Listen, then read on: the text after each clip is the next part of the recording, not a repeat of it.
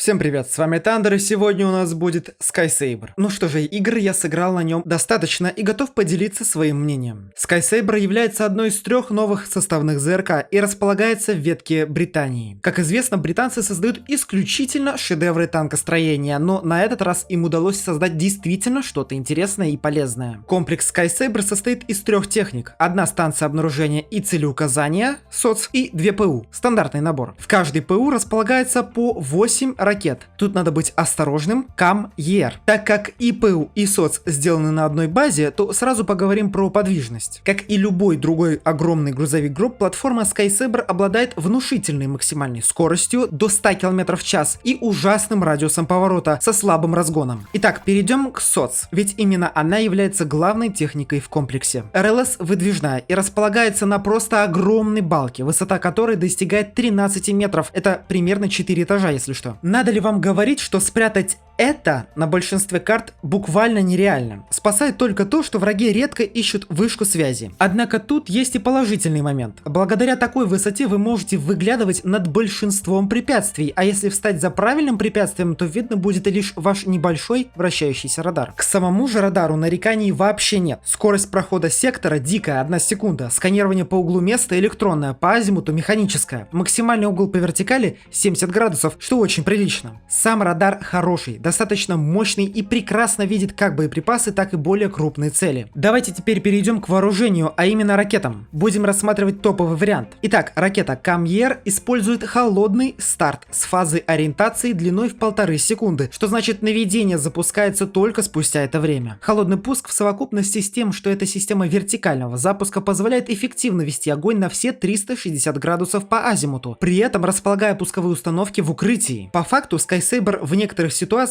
может быть самое лучшее в плане работы за укрытиями. Тем не менее, у ракеты не очень большая скорость и, к сожалению, достаточно быстрая потеря скорости, но тут тоже есть нюанс. Из-за более малого угла лофта и огромного времени работы поддерживающей ступени, второй, Sky-Saber способен эффективно поражать цели на близкой дистанции, даже эффективнее сам ПТ в некоторых ситуациях. По своему опыту могу сказать, что Sky-Saber, конечно, может сбивать самолеты, но, что удивительно, сбивать вертолеты приходится чаще, и это даже получается лучше. К тому же Sky-Saber отлично перехватывает боеприпасы, в этом он очень хорош, хотя я не могу сказать, что лучше сам ПТ, в целом они наравне. А, да, кстати, сетка масштаба РЛС не очень удобная, но это просто по ощущениям. А, да, если у вас есть кусты, можете налепить их на балки, станете деревом. Подписывайтесь на канал, заглядывайте в мой телеграм, там очень много интересного как по игре, так и не только. Увидимся в следующем видео.